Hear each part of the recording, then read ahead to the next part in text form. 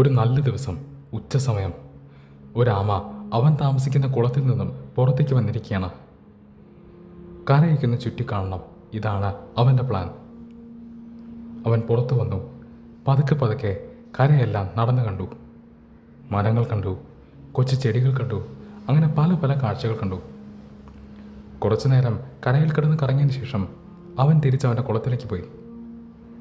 കുളത്തിൽ ചെന്നപ്പോഴാണ് അവൻ കാണുന്നത് അവൻ്റെ കൂട്ടുകാരൻ അവന് വേണ്ടി വെയിറ്റ് ചെയ്യുകയാണ്. ഒരു മീനാണ് അവൻ്റെ കൂട്ടുകാരൻ. മീൻ ആമയോട് ചോദിച്ചു, എവിടെയായിരുന്നു ഇത്ര നേരം? ആമ പറഞ്ഞു, ഞാൻ കരയിലായിരുന്നു, കാഴ്ചകളൊക്കെ കണ്ട് നടക്കുകയായിരുന്നു. അപ്പോൾ മീൻ പറഞ്ഞു, നടക്കുകയോ എന്ന് വെച്ചാൽ നീന്തുകയായിരുന്നു എന്നാണോ നീ ഉദ്ദേശിച്ചത്? ആമ ചിരിച്ചുകൊണ്ട് പറഞ്ഞു, അല്ലല്ല, നടക്കുക എന്നാണ് ഞാൻ ഉദ്ദേശിച്ചത്. കരയിൽ നീന്താൻ പറ്റില്ല, നടക്കാനേ പറ്റുള്ളൂ. ഉടനെ മീൻ തർക്കിച്ചു, നോക്ക്, ഞാൻ കാണാത്ത സ്ഥലങ്ങളൊന്നുമില്ല, ഒരിടത്തും നടക്കാൻ പറ്റില്ല, അങ്ങനെയൊന്നും കേട്ടിട്ടേയില്ല. ഞാൻ എവിടെയൊക്കെ പോയിട്ടുണ്ടോ അവിടെയെല്ലാം നീന്താനേ പറ്റുള്ളൂ. വേണമെങ്കിൽ മുങ്ങാം. നടക്കുകയോ നിനക്ക് തോന്നിയതായിരിക്കും, നീന്താനേ പറ്റത്തുള്ളൂ. സത്യത്തിൽ ഈ മീനിൻ്റെ അവസ്ഥ വല്ലാത്തൊരവസ്ഥയാണ്. അവൻ ഇതുവരെ നടന്നിട്ടില്ല, കാരണം അവൻ ഇതുവരെ കര കണ്ടിട്ടില്ല.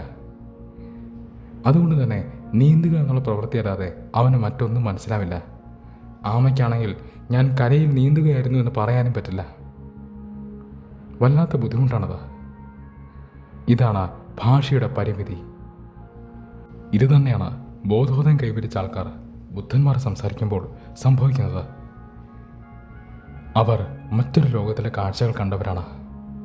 പക്ഷെ അതെന്താണെന്ന് നമ്മളോട് പറയുമ്പോൾ അവർക്ക് ഇവിടുത്തെ ഭാഷയെ ഉപയോഗിക്കാൻ സാധിക്കുകയുള്ളൂ. ഇവിടെയുള്ള ഭാഷയുടെ വാക്കുകളെ ഉപയോഗിക്കാൻ സാധിക്കുകയുള്ളൂ. എന്നാൽ ആ ഭാഷയുടെ വാക്കുകൾക്ക്, നമ്മുടെ ഭാഷയുടെ വാക്കുകൾക്ക് അപ്പുറത്തുള്ള ലോകത്തിൻ്റെ കാഴ്ചകൾ വർണ്ണിക്കാൻ ബുദ്ധിമുട്ടുകളുണ്ട്, പരിമിതികളുണ്ട്. നമുക്കാണെങ്കിൽ ഇതല്ലാതെ മറ്റൊന്നും മനസ്സിലാക്കുകയുമില്ല. ഇവിടെയാണ് പലപ്പോഴും പല കാര്യങ്ങളും തെറ്റിദ്ധരിക്കപ്പെടുന്നത്. പലപ്പോഴും ബുദ്ധന്മാർ, ബോധോദയം കൈവരിച്ച ആൾക്കാർ, വലിയ ഋഷികൾ സംസാരിക്കുമ്പോൾ നമുക്കൊന്നും മനസ്സിലാകാത്തത്, അല്ലെങ്കിൽ നമ്മൾ തെറ്റായ കാര്യങ്ങൾ മനസ്സിലാക്കുന്നത് ഇങ്ങനെയാണ്.